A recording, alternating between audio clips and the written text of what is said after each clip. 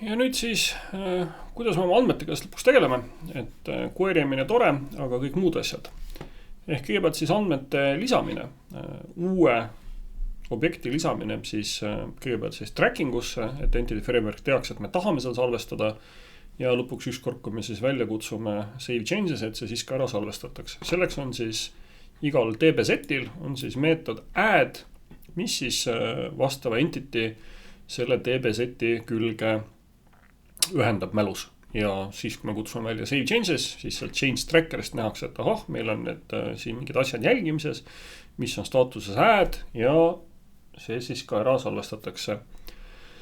Ja need kõik need meetodid, mis selleks on, mis erinevad asju natuke teevad, ehk siis add, attach, update, kõik siis tegelevad entitite graafiga. Ehk kui teil on objekt ja objekti siis on viide mingile teisele objektile ja kuskil on mingi list mingitest järgmistest objektidest, siis see kõik ära salvestatakse. Vaatame seda kohe natuke detailsemalt, aga oluline on siis see teadmine, et graaf töödeldakse alati terves ulatuses.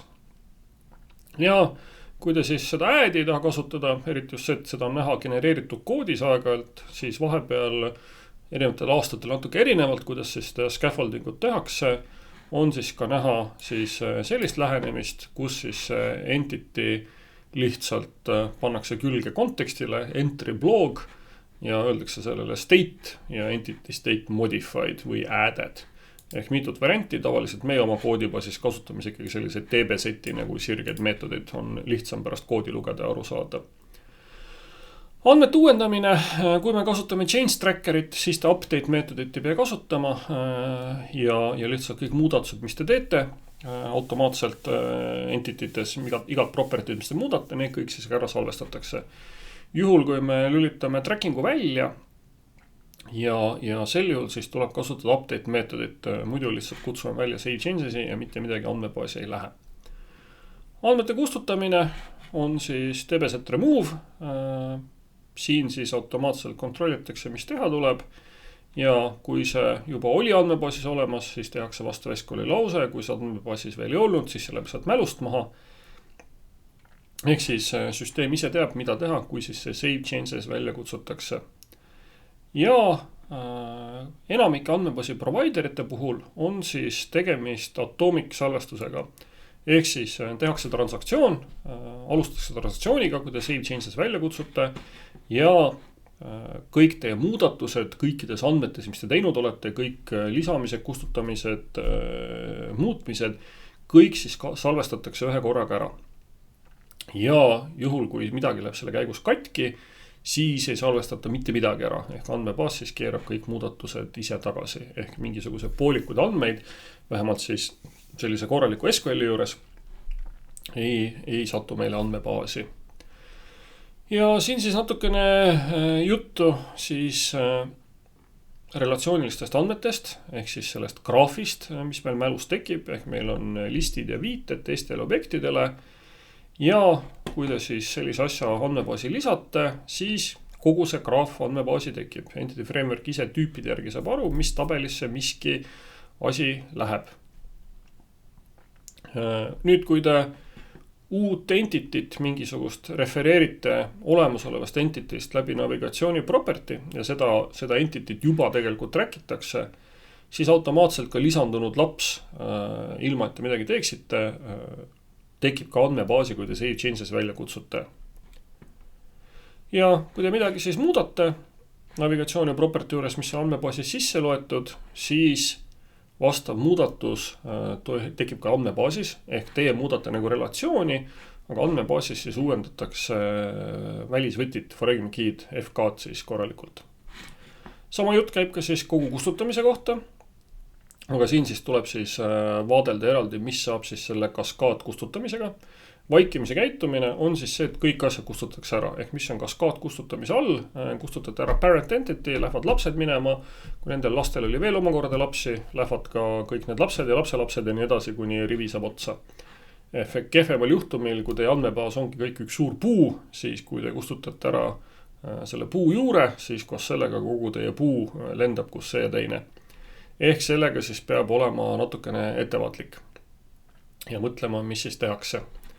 ja siin saab siis konfigureerida seda erinevaid asju tegema, ehk siis 3 erinevat käitumist on olemas, mille vahel valida, kas siis kaskaad kustutamine, kas siis mitte millegi tegemine ja teile antakse viga, öeldakse, et teie asju ei saa kustutada, sest teil on seotud lapsed, või siis teie parent kustutatakse ära, aga foreign key'd, kõik, kes sellele parentile viitavad, väärtustatakse siis ära 0-ga.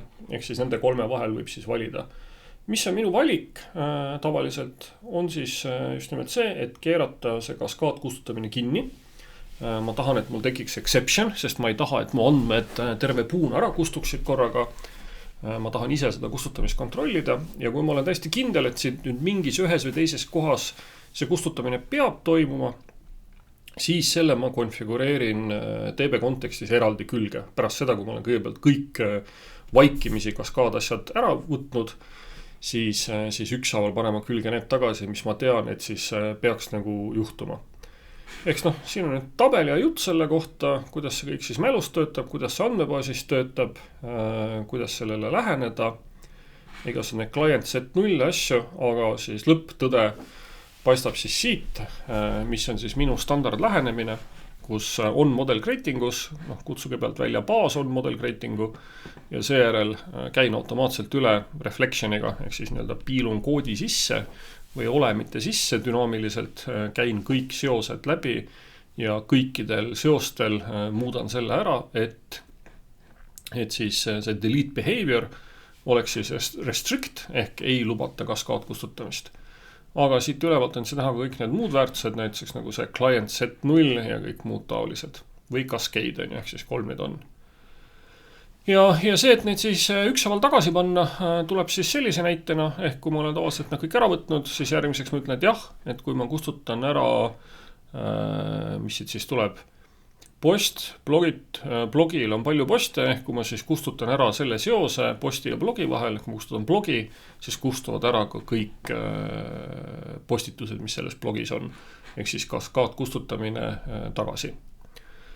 Ja kiirelt veel juttu kõige lõpetuseks siia provideritest, ehk meil on siis erinevad andmebaasi mootorid olemas, mida Entity Framework toetab. Põhiliselt nendest on siis olemas, mida enamik kasutavad, on siis SQLite, mis on selline out of the box kohe olemas, baasnäites on see alati kaasas ja see on siis andmebaas, millel puudub serveripoolne osa, see on siis puhtalt failide pealt töötav, failisüsteemist oma andmeid hoidev, lokaalses protsessis elav SQL-i implementatsioon, ehk siis nagu teek. Ja siis kõikvõimalikud SQL-i serverid, ehk siis Microsofti enda SQL-i server on Microsofti poolt selle tugi kirjutatud ja in-memory provider. Ja siis veel mõned sellised natukene peenemad Microsofti asjad, ehk põhimõtteliselt need 3 on siis nagu Microsofti põhilised. Ja kolmanda osapoole asjad, mida me siis valdavalt kasutame, on siis PostgreSQL, see on meie põhiline asi, kõik enamik projektid, mida te näete, siis seda kasutavad. PostgreSQL-iga on ka küll aegalt mingisuguseid veidruseid, aga enamik siis maailmas tõesti selles elab. SQL serverit saab küll üsna hästi kasutada, üsna kaugele ja päris suures mahus.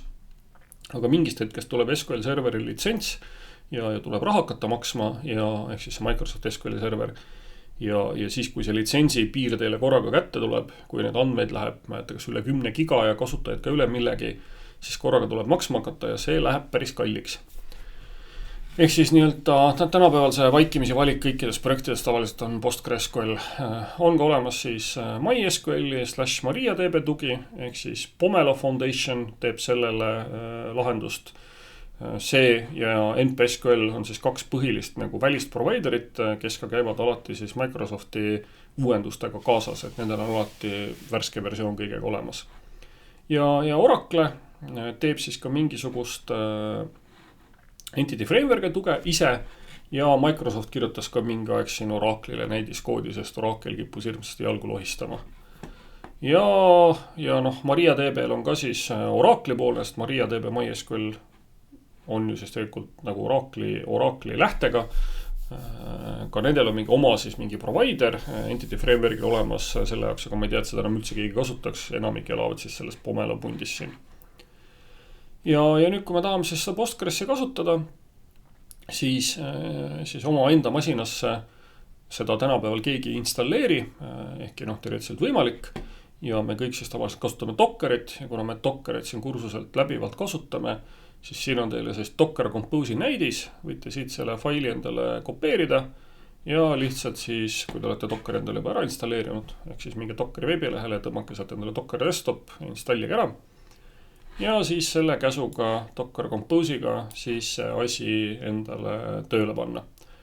See paneb selle teil taustale tööle, seda olete juba ilmselt küll nagu tundides korduvalt näinud ja võite seal siis kuskil Docker Desktopist vaadata, et jah, Postgresi instance teil töötab ja ta on siis mapitud Dockeri sisemine port 5432, sellest konteinerist on siis mapitud väliseks pordiks 5432 ehk sama pordi peale on ta siis localhostis teil see Postgrest kätte saada. Toimib täitsa hästi. Ja pole üldse väga hirmus ega õudne seda püsti panna. Said ka kõik sellega praktikumis edukalt hakkama. Ja lõpuks nagu ikka jälle siia QA küsimused, millele siis vastuseid otsida ja mõtelda.